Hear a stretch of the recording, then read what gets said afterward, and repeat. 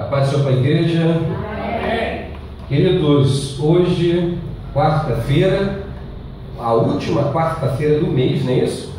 Que nós estamos fechando uma série de mensagens sobre a oração.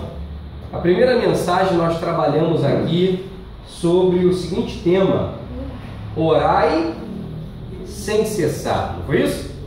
A segunda mensagem nós trabalhamos aqui sobre o poder da oração, né? Uma mensagem que nós trabalhamos muito, comentamos muito sobre o poder da oração.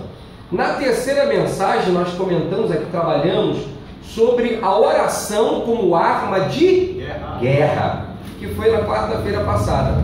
E hoje, finalizando essa série de mensagens sobre oração, nós vamos todos juntos para o Evangelho de Lucas, todos por favor. Lucas, capítulo de número... Todos, abram a escritura, vão ficar todos de pé. Lucas, capítulo de número 11.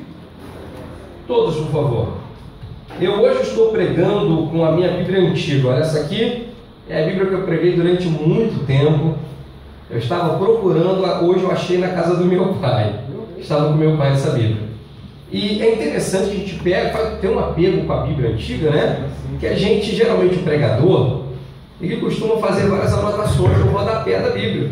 Aí você tem aquelas mensagens que você já fez o esboço, né? Ou fez algumas anotações, e você está querendo pregar aquela mensagem ou aprimorar uma mensagem, e eu não achava. Então agora eu estou aqui com a Bíblia essa aqui é a Bíblia do Evangelista, né?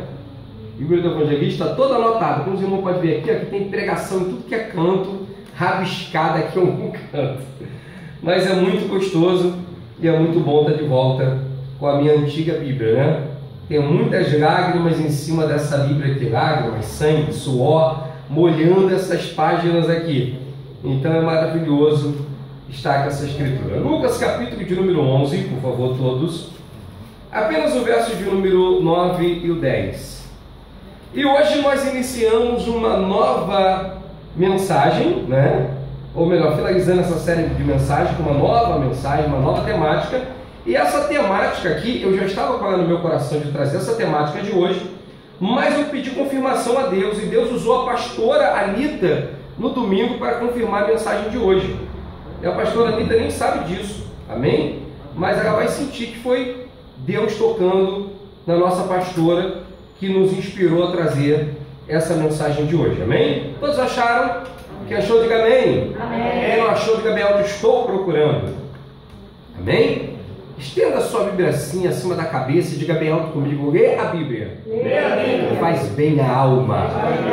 Mais forte, lê a Bíblia. Lê a Bíblia. Enriquece os meus conhecimentos espirituais. Amém, queridos? Lucas, capítulo de número 11, verso de número 9 e 10, que diz assim, apenas acompanhe. E eu vos digo a vós: pedi e dá-se-vos-á, buscai e achareis, batei e abri-se-vos-á.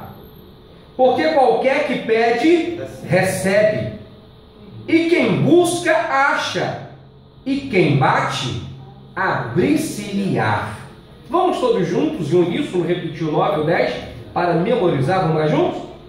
E eu vos digo a vós: pedi e dá-se-vos-á, buscai e achareis, batei e abri-se-vos-á.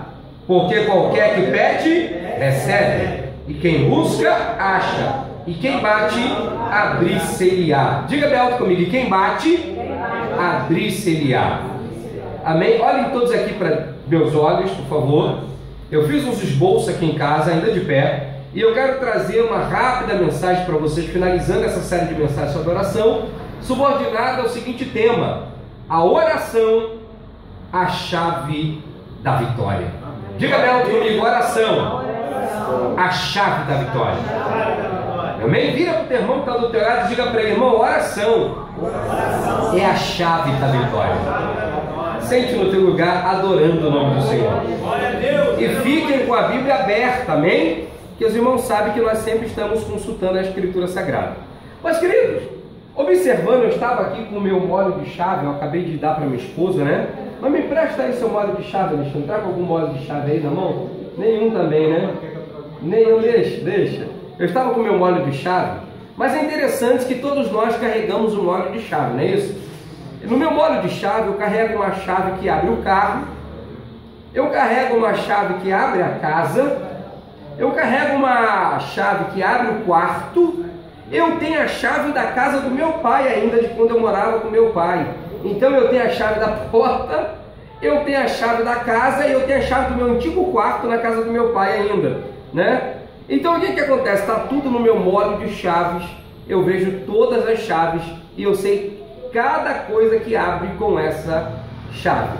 E eu sei que você que está sentado aí também, você não saiu de casa sem ter a sua chaves, amém? Você está com o seu molho de chaves na mão, porque talvez você chegue em casa e não tem ninguém em casa, ou talvez você chegue em casa e todo mundo está dormindo, então você precisa de chaves para abrir a sua casa, amém? Mas é uma coisa interessante que a oração, querido, é a nossa chave. E assim como nós usamos as chaves para abrir portas, através da oração, nós abrimos portas que estão fechadas também. Então há várias portas que estão fechadas na sua vida, e você está com a chave na mão, e é só abrir essas portas, e você ainda não usou a chave para abrir. Amém? Então você tem a chave da vitória na sua mão, e a chave da sua vitória é a oração. Eu estava até comentando hoje, eu botei uma mensagem lá no grupo da igreja, né? Fazendo um anúncio aqui para o culto da noite, para o ensinamento da noite. E eu disse para os irmãos que o único lugar em que milagre vem antes de oração é no dicionário. Porque na vida real, para que aconteça um milagre na sua vida, primeiro você tem que orar. Primeiro você ora, depois o milagre aconteça. Não é o inverso, irmãos. Você não vai receber o milagre para depois orar, não. Você primeiro ora, você primeiro busca, e aí depois o milagre chega até você.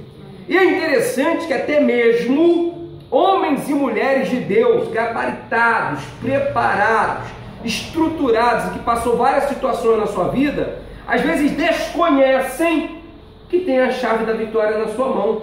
É interessante que às vezes a irmã de oração, o homem de Deus, o pregador, o servo de Deus, o pastor, o líder espiritual, ele abençoa a vida de todo mundo, mas ele esquece de usar essa chave da vitória para abençoar a sua própria vida, a sua própria existência. E isso é uma coisa interessante, porque eu comentei aqui semana passada que em 98 eu estava no Espírito Santo. E eu lembro que quando eu estava no Espírito Santo, e eu comecei a orar direto, e eu jejuava 3 dias sem comer, sem beber, 4 dias sem comer, sem beber, aconteceu comigo uma coisa: eu fiquei tuberculoso, eu fiquei doente, eu peguei tuberculose no Espírito Santo. Eu me lembro que eu fui para uma cidadezinha pregar chamada, eu passei por São Francisco, que faz divisa com a Bahia, se eu não me engano, e eu fui para uma cidade chamada Ecoporanga, bem no interior do Espírito Santo. E eu lembro que eu estava no púlpito de uma igreja em que eu iria pregar todos os dias da semana. Estava marcado para eu pregar todos os dias da semana uma série de mensagens sobre cura e libertação. A igreja, eu lembro que a igreja estava lotada de pessoas para receber oração, cura e libertação. E eu lembro que eu estava tuberculoso, eu estava muito mal. Eu lembro que eu estava magro, e quando eu estava em pé, eu estava assim, olha, quase caindo no púlpito, em pé, de tão fraco que eu estava. Eu lembro que eu, balançando para um lado, balançando para o outro em pé, eu acho que um irmão olhou para mim e achou que eu estava endemoniado no púlpito, porque ele viu eu balançando. E aquele irmão chegou perto de mim e começou a gritar, não diretamente para mim, mas para ver se o demônio caía, né? E ele dizia: sai em nome de Jesus! E eu olhei assim e eu disse: irmão, está querendo expulsar, está achando que eu estou endemoniado, porque eu estava tão fraco que eu ficava assim, ó, tonto, parecia que eu ia cair. Eu parecia aquele boneco, né, que tem um pêndulo, né, que fica para lá e para cá. Eu estava muito doente, muito doente. E eu me lembro que eu preguei o primeiro dia, Preguei o segundo dia, e o pastor veio até mim e disse: olha, do jeito que você está, nós vamos ter que internar você. E eu comecei a me imaginar voltando para o Rio de Janeiro dentro de uma ambulância, irmão. Comecei a me imaginar voltando para o Rio numa ambulância, de tão doente que eu estava, de tão fraco que eu estava. E eu me lembro que o pastor chegou e disse para mim: olha, missionário, do jeito que você está, eu não vou me responsabilizar por você. A gente vai ter que fazer alguma coisa, eu vou conversar com o prefeito aqui para locomover você, para você sair daqui, para tirar você, porque do jeito que você está não dá. E eu me lembro que era tarde do dia, estava aquela pressão toda da igreja para que eu fosse internado, para que alguma coisa acontecesse, e eu estava muito doente, muito mal. E eu me lembro que era tarde, acredito que uma quarta-feira à tarde, eu entrei no meu quarto, que eu estava hospedado nessa cidade, dentro dessa cidade que eu fui pregar, e eu dobrei os joelhos e eu comecei a conversar com Deus e dizer: Senhor, o Senhor me mandou para cá para pregar o teu evangelho, o Senhor me mandou para cá para ganhar almas, para fazer a diferença. Se eu for agora para casa numa ambulância, Senhor, o seu nome vai ser envergonhado na minha vida, porque eu vim para cá bem, saudável, pregar o teu evangelho. E eu me lembro, meu irmão, só quem ora entende isso. Eu senti como se a presença de Deus tomasse aquele quartinho. A presença de Deus invadiu aquele quarto de uma forma tal que a presença de Deus parecia tão palpável que eu poderia tocar em Deus naquele momento, sentir Deus ali naquele momento. Que naquele momento eu comecei a sentir a presença de Deus tão palpável enquanto eu orava, que de repente me deu uma suadeira no meu corpo começou a suar de uma maneira que, quando passou aquela suadeira toda, a doença foi totalmente expelida naquele momento e eu fiquei totalmente curado. Eu não tinha fome, desejo nenhum.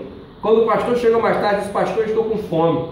E ele disse: o que aconteceu? Eu disse: pastor, Deus me visitou essa tarde e eu fui curado.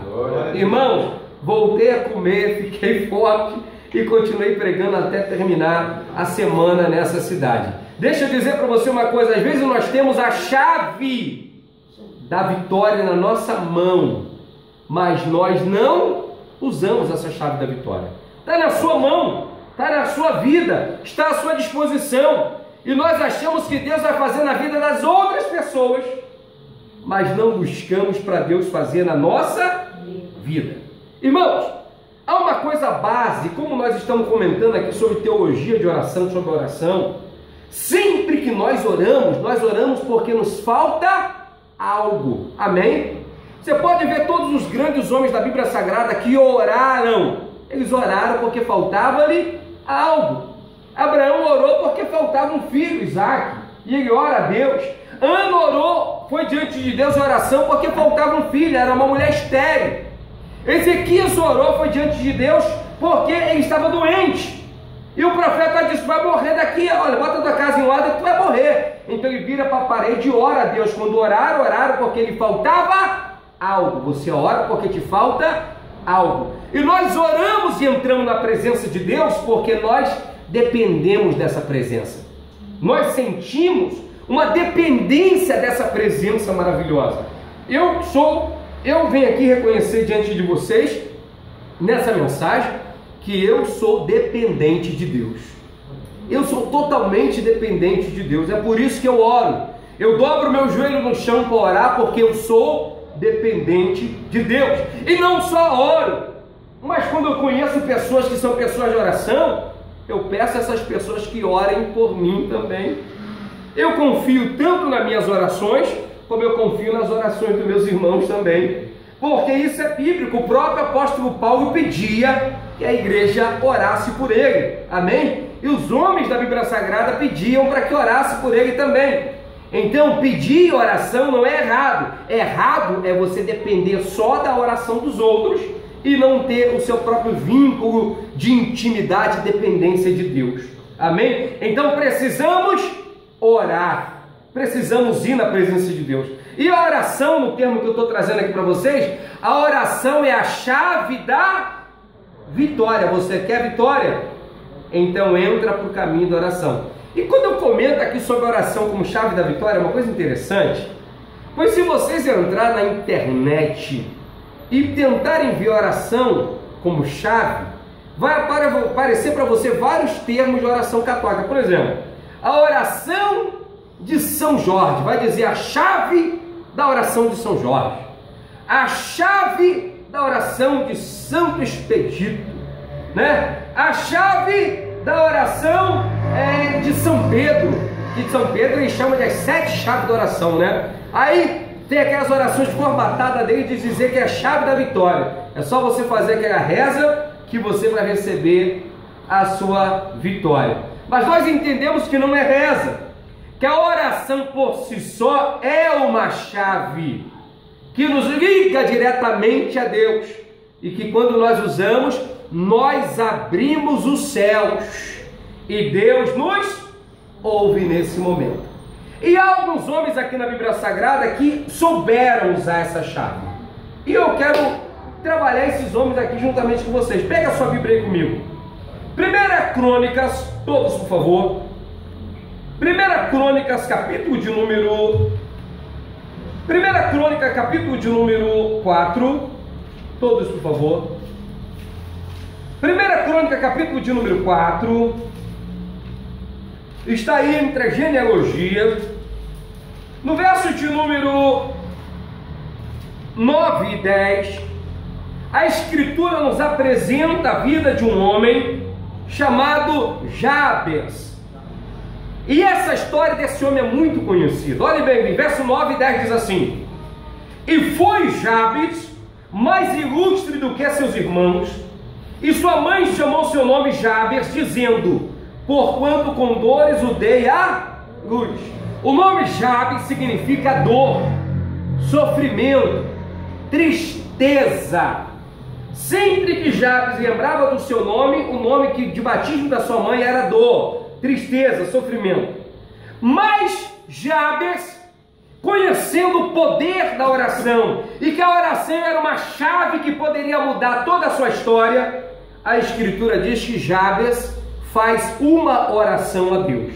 Verso 10 diz assim: Porque Jabes invocou o Deus de Israel, dizendo: Se me abençoares muitíssimo, e meus termos ampliares, e a tua mão for comigo, e fizeres que do mal não seja aflito, e a Escritura diz: E Deus lhe concedeu o que lhe tinha.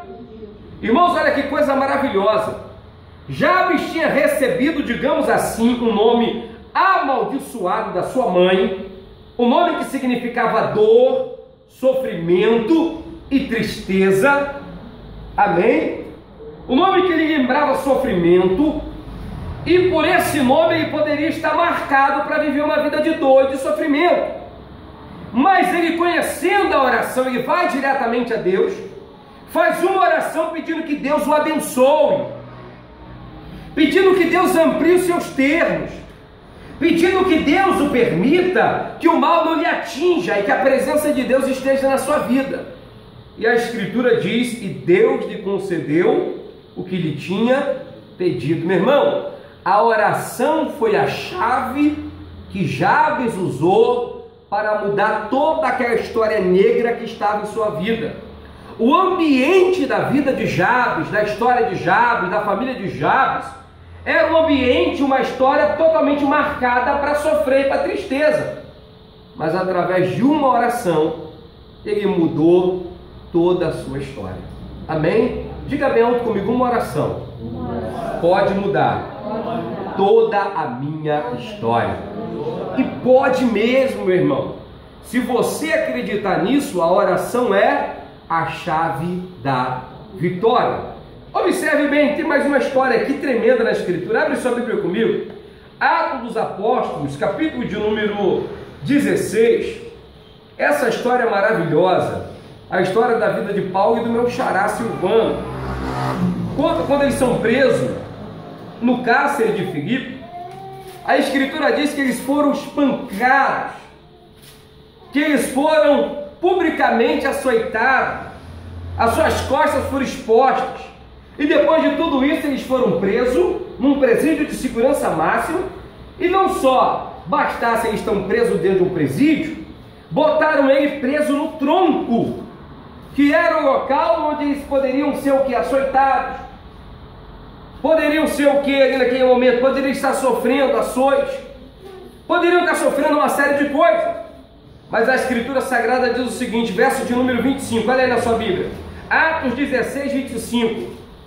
E perto da meia-noite, Paulo e Silas oravam e cantavam hinos a Deus. E os outros presos Amém, querido? Os outros presos Sabe o que Paulo e Silas estavam fazendo? Eles estavam na pior situação da sua vida. Eles poderiam estar reclamando, eles poderiam estar murmurando, eles poderiam estar dizendo, vou entregar minha carteirinha de membro, nunca mais vou tomar santa ceia, nunca mais vou para a igreja da pastora Rita. Eles poderiam estar dizendo isso. Poderiam. Mas o que eles disseram aqui, irmãos? Perto da meia-noite, o que eles estavam fazendo? Oravam e cantavam a Deus. Irmãos, deixa eu dizer para você uma coisa. Orar não é uma bênção. Amém? Que isso, missionário? É isso aí. Orar não é uma bênção. Orar é uma questão de vida ou morte. Ah, o irmão ora é uma bênção. Não. Orar é uma questão de vida ou morte. A oração vai determinar a sua vitória ou a sua derrota. A oração, meu irmão. Tem muita gente que diz aí na igreja o seguinte, assim, né? Que a oração, tem gente que diz assim, a oração é o último recurso dos desesperados. Não é isso? A oração é o último recurso dos desesperados. Mas não, dentro da igreja é diferente. A oração é o primeiro recurso dos avivados. Amém, querido? Dos que esperam em Cristo, dos que sabem o valor e o poder da oração. Então a oração não é o último recurso dos desesperados, não. É o primeiro recurso dos avivados, dos que buscam a Deus em espírito e verdade. Mas a Escritura diz que perto da meia-noite, Paulo e Silas faziam o quê? Oravam. E o que aconteceu? Verso de número 26, olha aí. E de repente sobreveio um tão grande terremoto que os alicerces do cárcere se moveram e logo se abriram todas e foram soltas prisão de irmão. O que abre porta? Chave. O que abre porta? A chave. Amém? E o que abriu a porta que estavam trancadas aqui para Paulo e Silas? A oração.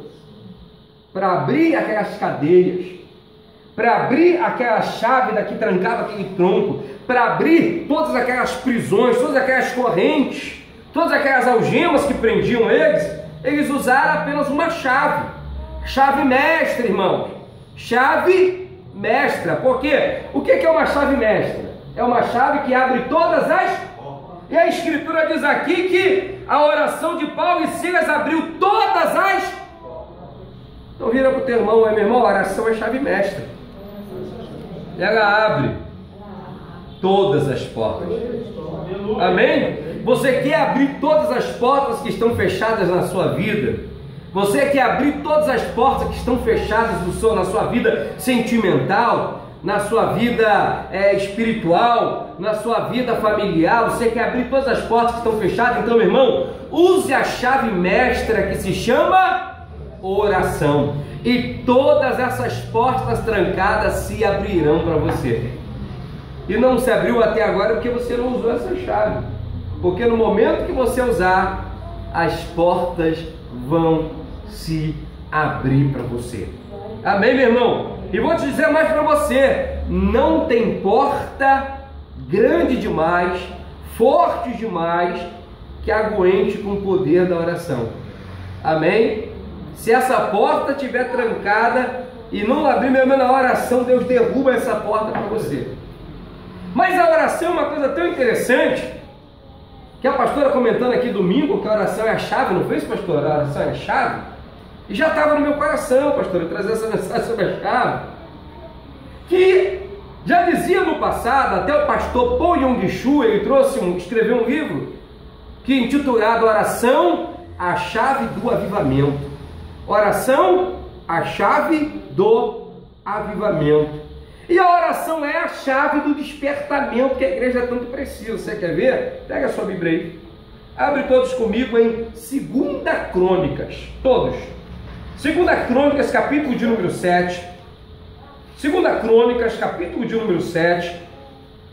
No verso de número 14, Deus dizendo para Salomão que se o povo perdesse a presença de Deus, que se o povo perdesse a graça de Deus, a unção de Deus, e eles sentissem a necessidade de ter essa presença de volta, Deus disse: a chave está na mão de vocês, usem essa chave e vocês vão receber tudo que vocês perderam de volta. Que chave é essa? Olha aí, ó, verso 14, olha a chave: e se o meu povo que se chama pelo meu nome se humilhar e orar e buscar a minha face e se converter dos seus maus caminhos, então eu ouvirei dos céus, perdoarei os seus pecados e sararei a sua terra. O que vai acontecer, meu irmão? Qual é a chave para trazer de volta o que você perdeu?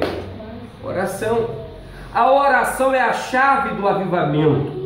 É a chave para você trazer sobre a tua cabeça a presença de Deus que você perdeu. Perdeu a unção, perdeu a presença, perdeu a graça. Use a chave que se chama oração, e a presença de Deus vai voltar novamente para a sua vida. Amém? Abra a sua Bíblia ainda, Salmo de número 141. Salmo de número 141, comentando também nesse sentido da oração como uma forma poderosa de trazer de volta. Olha bem, Salmo de número 141, ou melhor, 142, verso de número, vamos ler, eu ia ver só o 2, mas vamos ler o 1 e o 2, que diz assim: com a minha voz clamei ao Senhor, com a minha voz ao Senhor supliquei. Verso 2: derramei a minha queixa perante a sua face, expus-lhe a minha angústia. Quando o meu espírito estava angustiado em mim, então conheceste a minha vereda, no caminho que eu andava, ocultar os teus laços. Meu irmão, o salmista está dizendo aqui que quando a alma dele estava vazia, quando a alma dele estava triste, se sentindo trancafiada, angustiada, ele disse: derramei a minha queixa perante a sua face. Quando você sentir a tristeza tomar seu coração, use essa chave poderosa. Que chave, missionário? A oração é a chave da vitória que você tanto precisa. Amém? Tem muita gente que diz, até um termo muito conhecido, o pessoal costuma dizer que a oração é uma vitamina. Vocês já ouviram isso? É isso mesmo. Oração é uma vitamina. Diga para o teu irmão, oração é vitamina. Se você usa dessa vitamina, você fica forte. E quem toma vitamina fica forte. Agora, se você não usa dessa vitamina, você fica fraco. Tem muito crente raquítico dentro da igreja, enfraquecido. Não aguenta vento, não aguenta prova, não aguenta fofoca, não aguenta provação dentro de casa. Sabe por quê? Porque estão raquíticos. Agora, crente que está vitaminado, que tem vida na oração, que é fortalecido, meu irmão, pode vir as barreiras, ele não cai fácil, porque ele está fortalecido com a oração. Amém? Mas abra a sua Bíblia comigo todos agora, todos. Mateus capítulo de número 6, todos por favor. Mateus capítulo de número 6, verso de número 9. Nós estamos numa série de mensagens baseada aqui, explicando para vocês sobre a oração do Pai Nosso, não é isso? Sobre a oração do Pai Nosso. E aqui em Mateus capítulo de número 6, queridos, no verso de número 9, nós aprendemos a oração do Pai Nosso. Jesus diz: portanto, vós orareis assim: Pai nosso que estais no céu. Sobre isso nós explicamos na segunda mensagem. Santificado seja o teu nome, venha o teu reino, e seja feita a tua vontade, assim na terra como no céu. Essa parte nós explicamos na terceira mensagem, sim ou não? Mas agora eu quero trabalhar com vocês alguns termos que não foi trabalhado aqui. No verso de número 11, da oração do Pai Nosso, Jesus diz o seguinte: o pão nosso de cada dia nos dá hoje. Missionário, o que significa isso? Como eu devo orar essa parte da oração do Pai Nosso? O pão nosso de cada dia nos dá hoje. Irmãos, o que é o pão? O pão é um alimento. O pão é um recurso que vem para alimentar nossa fome, nossas necessidades fisiológicas. No tempos antigos, o pão era a comida essencial. Praticamente tudo era baseado no pão e nos peixes e na carne. Mas o pão era tudo para eles naquela época. Amém? Tudo era pão. Era tudo baseado no pão. Então o pão ele sempre teve uma importância naquele período da história de ser o centro da alimentação. Quando Jesus aqui comenta, Pai, ensinando os discípulos, diz para eles: olha, despeça o pão nosso de cada dia nos dá hoje. Ele está dizendo que você deve, na sua oração, pedir a Deus para a sua vida financeira, para a sua vida material. Você deve orar a Deus também nessa área, sim, Senhor. E não é pecado você pedir para essa área. Pecado é você fazer um comércio com Deus. Pecado é você fazer mercantilismo. Vamos supor, entra o irmão aqui na igreja e ele bota assim na sua cabeça: olha, eu vou dar uma oferta grande para a igreja, e eu sei que eu vou dar essa oferta grande e Deus vai me abençoar financeiramente. Olha, a igreja vai ser abençoada pela oferta dele. Deus vai até o abençoar também, mas não é correto a atitude que ele está tendo, porque ele já está dando algo esperando receber outra coisa. Então ele está fazendo um comércio, ele está fazendo uma troca. Eu vou dar para Deus me dar. Amém? Na oração do Pai Nosso, Jesus está dizendo o seguinte: olha, vocês devem chegar diante de Deus e pedir o pão nosso de cada dia, o necessário para a sua sobrevivência. Na oração de Agur, que todo mundo conhece, o profeta Agur, ele está em Provérbios 30. Muita gente diz que era Salomão, mas não é Salomão, tanto que muitos acreditam que Agur nem judeu era. Mas na oração de Agur, em Provérbios 30, ele diz assim para Deus: Senhor, não me dê nem riqueza e nem me dê pobreza, para que estando rico não venha esquecer de quem é Deus, e para que estando pobre não venha furtar e envergonhar o nome do meu Deus. Mas ele diz o seguinte: me dê o pão de cada dia, para que eu tenha como me sustentar. E na oração do Pai Nosso é isso que Jesus diz: Senhor, você vai pedir a Deus, nos dê o pão de cada dia. Irmãos, não é o caviar de cada dia. Amém? Não é o caviar de cada dia, é o pão de cada dia. Deus prometeu nos dar o necessário. Deus nos prometeu que não nos vai faltar nada. Mas missionário, é errado dobrar o joelho e pedir para um carro? Não, carro é necessidade. Senhor, eu quero um carro do ano. Você que não tem a sua casa própria, dobrar o joelho e pedir: Senhor, me dê uma casa própria, isso não é errado, é certo. E Jesus disse que nós deveríamos pedir para a nossa área material. Sim, está aqui no pão nosso. O pão nosso representa isso, a sua necessidade fisiológica. Deus olha, Deus conhece, mas Deus quer que você ore para isso também, para Deus abençoar você em todas as áreas da sua vida. E Deus quer te abençoar em todas as áreas da sua vida. Então diga para o teu irmão que está teu irmão: não precisa ter vergonha, pode orar para todas as áreas da sua vida. Amém, meu irmão?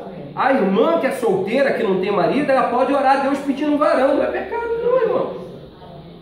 Senhor, me dá um varão, me dá uma bênção. O jovem que é solteiro pedir a Deus, Senhor, me dá uma varoa. Não é pecado não. Você está pedindo a Deus para as suas necessidades. O homem tem necessidade de mulher, a mulher tem necessidade do homem. Você pedir a Deus, Senhor, estou desempregado, abre uma porta de emprego para mim. Não é errado não, é certo. Você precisa de um trabalho para trazer o pão de cada dia para a sua casa. Amém?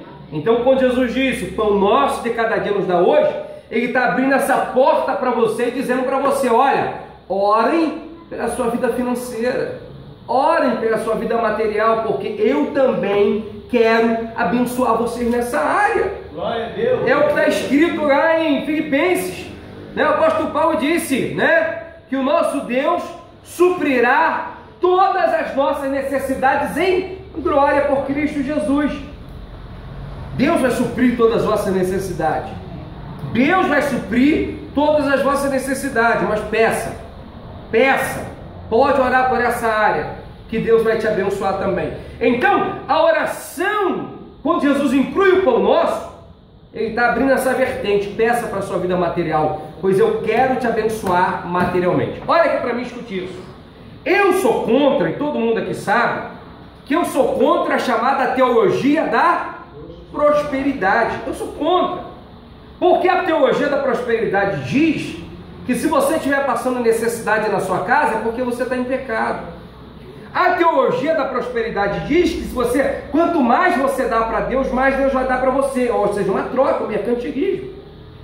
A teologia da prosperidade diz que se você não está bem, alguma coisa errada está com você. E isso não é bíblico, irmão. Porque os homens de Deus não eram ricos. Paulo não era milionário, ele tinha o necessário. Jesus também não era rico, enriquecido, não fisicamente, financeiramente. E nós não vemos essa verdade bíblica. Mas Deus quer te dar prosperidade. O que é a prosperidade? Deus quer te dar paz. Deus quer te dar o necessário. Deus não quer que falte nada na sua casa. Deus não quer que você viva em miséria. Amém? Porque nós sabemos que existe um demônio, né? Existe um demônio chamado devorador, que entra dentro da casa do crente e devora tudo, arranca tudo. E esse demônio devorador, ele não é repreendido com oração, ele não é repreendido com jejum, ele não é repreendido com espiritualidade, ele é repreendido com dízimos e ofertas. Foi o que Deus disse, né? Que o devorador seria repreendido através dos vossos dízimos e vossas ofertas. Nós sabemos isso pela Bíblia Sagrada. Então não tem para onde correr. Mas Deus quer nos abençoar materialmente? Quer. Deus quer nos abençoar financeiramente? Quer. E Deus pede que nós oremos por essa área. Você pode orar sim. Você pode orar sim. Mas lembra, tudo sob medida. Amém? Tudo sob medida. A segunda base da oração do Pai Nosso, ele diz o seguinte, verso 12, olha aí, e perdoa-nos as nossas dívidas, assim como nós perdoamos aos nossos. Eu sinceramente não vou entrar nem tanto nessa parte, porque eu trabalhei essa parte no primeiro dia dessa mensagem, dessa série de mensagens, mas eu comentei com vocês aqui, que essa oração Jesus já põe o seguinte, que quando você perdoa as pessoas, você está pavimentando o caminho do seu próprio perdão.